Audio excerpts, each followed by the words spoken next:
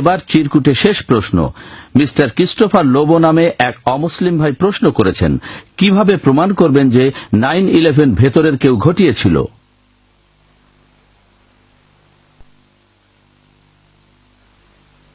ভাই লোবো প্রশ্ন করলেন, কিভাবে আমি প্রমাণ করব 9/11 ভেতর থেকে ঘটানো হয়েছে। আমি এখানে কিছু প্রমাণের কথা বলতে পারি, প্রমাণ করেছেন অন্য কিছু লোকজন। এই মাত্র কয়েকদিন আগে নিউজ পেপারে একটা খবর বের হয়েছিল যে আমেরিকার 75 জন প্রফেসর তারা বলেছেন তারা মনে করেন 9/11 ভেতর থেকে ঘটানো হয়েছে। এই খবরে আরো বলা হয়েছিল, এটা এসেছিল টাইমস অফ ইন্ডিয়ায় সম্ভবত সেপ্টেম্বরের 7 তারিখে, বলা হয়েছে 75 জন প্রফেসর এবং বিজ্ঞানী যারা আমেরিকার বিভিন্ন ইউনিভার্সিটিতে শিক্ষকতা করেন তারা মনে করেন 9/11 ভেতর থেকে ঘটানো হয়েছে। তারা বলেছেন যে হোয়াইট হাউসের কিছু পলিটিশিয়ান তারাই প্ল্যান করে এই টুইন টাওয়ারটা ধ্বংস করেছে।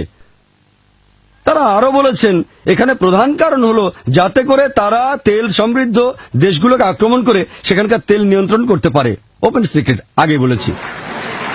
এদের মধ্যে একজন প্রফেসরের নাম টি জোন্স, তিনি বলেছেন যে আমরা এটা মানি না যে 19 জন হাইজ্যাকার আর আফগানিস্তানের গুহায় বসা কিছু মানুষ এরকম পেশাদারি একটা কাজ করতে পারে।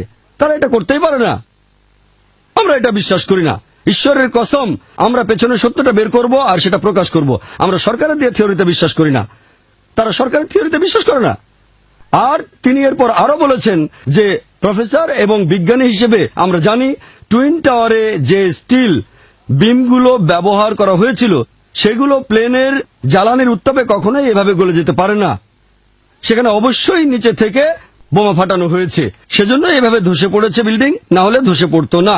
এটার উপরে অনেক ভিডিও আর অনেক বই লেখা হয়েছে। আমি এর মধ্যে বেশ কয়েকটা ভিডিও দেখেছি। আমি প্রফেসর স্টিভ জোনসের বানানো ডকুমেন্টারি ফিল্মটাও দেখেছি।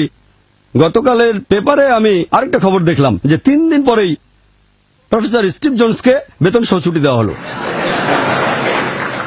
চিন্তা করেন, পেইড লিভ। অনেক ভিডিও আছে, আপনারা হয়তো দেখেছেন। এরকম আরো ভিডিও হলো লুজ চেঞ্জ 9/11। এই ফিল্মটা বানিয়েছেন 21 বছর বয়সী একজন আমেরিকান। এ নামে তিনি পরপর অনেকগুলো ডকুমেন্টারি বানিয়েছেন। এই 9/11 এর ডকুমেন্টারি বিভিন্ন জায়গা থেকে ভিডিও ক্লিপ সংগ্রহ করে CNN, ফক্স চ্যানেল, বিভিন্ন নিউজ ক্লিপ, তিনি বেশ কিছু ইন্টারভিউ নিয়েছেন, তারপর এই ডকুমেন্টারিটা বানিয়েছেন। সেখানে তিনি বলেছেন যারা ওই প্লেন দেখেছিল তারা বলেছিল প্লেনটা প্যাসেঞ্জার ক্যারিয়ারের মতো ছিল না, অনেকটা মিলিটারি প্লেনের মতো, কোনো জানালা ছিল না। তারপর ভিডিওতে দেখা যায় প্লেনটা যখন বিল্ডিং এর কাছে আসলো তখন একটা ডানায় আগুন ধরে যায়, সেটা সেই প্লেনের আগেই টুইন টাওয়ারকে আঘাত করে। এরপর তিনি আরো প্রমাণ দেখিয়েছেন। তিনি বলেছেন যে তিনি সেই কনস্ট্রাকশন কোম্পানির ম্যানেজমেন্টের ইন্টারভিউ নিয়েছেন যারা এই টুইন টাওয়ার বানিয়েছে। তারা বলেছে এটা অসম্ভব, টুইন টাওয়ার যেভাবে বানানো ঝড়ে কিছু হবে না, টর্নেডোতেও কিছু হবে না, প্লেনের ধাক্কায় বিল্ডিংটা কখনোই এভাবে ভেঙে পড়বে না। প্লেনের ফুয়েল 1000 ডিগ্রি তাপমাত্রায় জ্বলেছে, বিল্ডিংটাতে কয়েক ঘন্টা ধরে 2000 ডিগ্রি তাপমাত্রা থাকলেও এরকম হওয়ার কথা না। 10 দিন পরে তারা এই মতটা বদলে বলল না, এরকম হতেও পারে, প্লেনের জ্বালানির কারণে বিমগুলো ক্ষতি হতে পারে। আরেকজন প্রফেসর তার মতামতটা বদলাতে চাননি, তার চাকরিটা তখন চলে গিয়েছিল। এছাড়াও তারা কি করেছে সেই ডকুমেন্টারিতে দেখানো হয়েছে।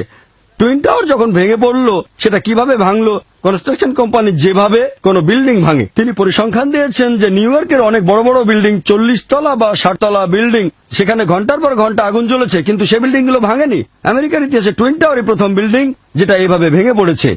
তিনি আরো দেখিয়েছেন যখন কোন বিল্ডিং ভেঙে ফেলা হয় তখন সেগুলো যেভাবে ভেঙে পড়ে টুইন টাওয়ারও সেভাবে ভেঙে পড়েছে, প্ল্যান করে বোমা ফাটানো হয়েছে। আর যারা উদ্ধার কাজে ব্যস্ত ছিল যেমন ফায়ারম্যান, তাদের ইন্টারভিউ নেওয়া হলে তারা বলেছিল মনে হচ্ছিল উপর থেকে বোমার সুইচে চাপ দেওয়া হচ্ছিল আর বোমাগুলো ফাটছিল বুম বুম বুম। তাহলে টুইন টাওয়ার যেভাবে ভেঙে পড়েছে সেটা একটা প্রমাণ। এরপর তারা বলেছে সরকারের দেওয়া সবগুলো প্রমাণ তারা ভালো করে দেখেছে। বলা হয়েছে 19 জন হাইজ্যাকার ছিল, তাদের মধ্যে কয়েকজন প্লেন চালানোর প্রশিক্ষণ নিয়েছিল, ইউনিভার্সিটিতে গিয়ে কয়েকজন প্রফেসরের ইন্টারভিউ নিয়েছেন। আপনারা কি মনে করেন এই লোকগুলো কাজটা করেছে? অসম্ভব। প্লেনটা যেভাবে দিক পরিবর্তন করেছে। আমিও সিনিয়র কিছু পাইলটদের সঙ্গে কথা বলেছি যারা অনেক বছর ধরে বড় বড় বোয়িং আর এয়ারবাস চালাচ্ছেন। তারা বলেছেন এভাবে টার্ন করা খুবই কঠিন কাজ, মাত্র কয়েক ঘন্টা প্লেন চালালে এটা করা সম্ভব না। তারা বলেছেন এটা অবশ্যই একটা মিলিটারি প্লেন। এছাড়াও সরকারের তথ্য দিয়েছিল প্লেন থেকে ফোন করা হয়েছিল, ফোন করে তারা বলেছে যে প্লেনের প্যাসেঞ্জার আর প্লেনটা হাইজ্যাক করা হয়েছে। এরকম একটা ফোন করেছিল একজন ফ্লাইট অ্যাটেন্ডেন্ট। সে বলেছিল বিল্ডিং, পানি, পানি, পানি, মাই গড, মাই গড। সে 12 বছর ধরে প্লেনে চড়ে আসছে, নিউ ইয়র্কের বিল্ডিং কখনো দেখেনি। আরেকজন লোক ফোনে বলেছিল, মা, মার্ক বিংহাম বলছি, মা তুমি শুনতে পাচ্ছ, আমাদের হাইজ্যাক করা হয়েছে, তুমি কি বিশ্বাস করো? এখানে প্রশ্নটা হওয়া উচিত ছিল, যদি আমি আমার মাকে ফোন করতাম তাহলে আমি বলতাম জাকির বলছি, পুরো জাকির নায়ক বলতাম না। সে বলেছে মার্ক বিংহাম, মা আমি মার্ক বিংহাম। সে যদি মায়ের সাথেই কথা বলে তাহলে বলবে আমি মার্ক, পুরো নামটা বলবে না। এটাকেও একটা প্রমাণ বলতে পারেন। আপনার মায়ের কাছে কি পুরো নামটা বলবেন? এসব প্রমাণ আর ফোনের রেকর্ডগুলো এখনো আছে। তারপর জরিপ করে দেখা গেল 32,000 ফিট উপরে কি মোবাইল ফোন কাজ করতে পারে। সেই জরিপে জানা গেল 4,000 ফিট উপরে মোবাইলের যোগাযোগের সম্ভাবনা 0.4%, 8,000 ফিট উপরে গেলে সেটা 0.1%, আর 32,000 ফিট উপরে গেলে সেটা 0.006%, 0.006। কোনো সম্ভাবনা নেই। সেই ডকুমেন্টারিতে বলা হয়েছে এখন আমেরিকা লাখ লাখ ডলার খরচ করছে এই উচ্চতায় যেন মোবাইল ফোন কাজ করতে পারে। 2001 সালেই তারা করেছে। এরকম আরো ডকুমেন্টারি আছে। একটাতে বলা হয়েছে সেখানে ব্ল্যাক বক্স থাকার কথা। প্রত্যেক প্লেনে 2টো ব্ল্যাক বক্স থাকে। এই ব্ল্যাক বক্স গুলো 3000 ডিগ্রি তাপমাত্রায় কয়েক ঘন্টা ধরে পুড়লেও টিকে থাকবে, কিন্তু মাত্র 1-2 ডিগ্রি তাপমাত্রায় সবগুলো ব্ল্যাক বক্স ধ্বংস হয়ে গেল। এটা আসলে প্ল্যান করে করা। এই ঘটনার মাত্র কয়েক সপ্তাহ পরেই ওসামা বিন লাদেন উম্মা নামে একটা ম্যাগাজিনে সাক্ষাৎকার দিয়েছিল। সে বলেছিল, আমি মুসলিম, মিথ্যে কথা বলি না। আমার মত অনুযায়ী নিরীহ মহিলাদের হত্যা করা এটা নিষিদ্ধ, এটা ঠিক না। নিরীহ শিশুদের হত্যা করা অন্যায়, কোন নিরীহ মানুষকে হত্যা করা অন্যায়। ইসলাম এটা নিন্দা করে। ওসামা বিন লাদেন একটা সাক্ষাৎকারে এই কথা বলেছিল। কয়েকদিন আগে আল জাজিরা টিভিতে একটা ভিডিও ক্লিপ দেখানো হয়েছিল। ওসামা বিন লাদেন 9/11 এর জন্য ট্রেনিং নিচ্ছে। যেহেতু 75 জন প্রফেসর বলেছেন এটা ভেতরে কেউ করেছে, এখন তারা 5 বছর পরে ভিডিও ক্লিপটা প্রচার করছে। কেন? তাহলে আমরা বুঝতে পারছি এটা ভেতরে কেউ করেছে। আর এই 75 জন প্রফেসর শপথ করেছিলেন ঈশ্বরের কসম অবশ্যই এটার একেবারে শেষ পর্যন্ত দেখব। এরপর পেন্টাগনের হামলাটা নিয়ে বলি। পেন্টাগনে যে প্লেনটা বাস্ট হয়েছে সেখানে ঘাসের উপর কোনো দাগ নেই, কোনো দাগ নেই, শুধু পেন্টাগনের দেয়ালে একটা গর্ত। সেই গর্তটা শুধু প্লেনের মূল বডিটার সমান।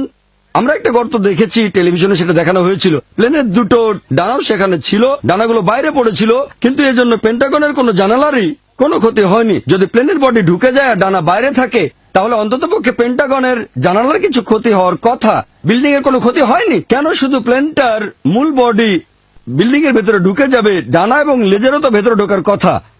এটা বানানো হয়েছে। অনেকে বলে যে জানেন প্লেনটা মাথার 40 ফিট উপরে ছিল। এখনকার বিজ্ঞান বলে বোয়িং প্লেন যদি 40 ফিট উপরে ওড়ে আশেপাশের গাড়ি উড়ে যাবে। একজন সাবেক সেনা কর্মকর্তা বলেছিলেন, শুনে মনে হচ্ছিল মিসাইল। এটা অবশ্যই মিসাইল। মিসাইল এরকম গর্ত তৈরি করতে পারে। আর সেখানে কোনো ধ্বংসাবশেষ পাওয়া যায়নি। প্লেনটার সামান্য কিছু ধ্বংসাবশেষ পাওয়া গিয়েছিল, একটা ফাইটার প্লেনের ইঞ্জিন পাওয়া গিয়েছিল সেখানে। এমনকি প্লেনটার ক্ষেত্রেও শুধু একটা গর্ত পাওয়া গেছে। সমীক্ষণ বিস্তারিত বলছেন এই ব্যাপারে অনেক প্রমাণ দেওয়া যেতে পারে। একজন বোকা লোকও বুঝতে পারবে এটা ভেতরে কেউ করেছে। তবে জর্জ বুশকে কনভিন্স করতে পারেনি। তারা বলেছেন এমনটা করার কারণ যেন তারা আক্রমণ করতে পারে আফগানিস্তানে, এরপর ইরাকে, তারপর ইরানে। এটা অনুমান করা হচ্ছে যে ইরানেও আক্রমণ করতে পারে। তারা তেল সমৃদ্ধ দেশগুলো দখল করতে চায়। এই সন্ত্রাসী হামলা করার কারণটা কি? একটা হলো অন্যায়, আরেকটা হলো টাকা পয়সার জন্য, ক্ষমতার জন্য।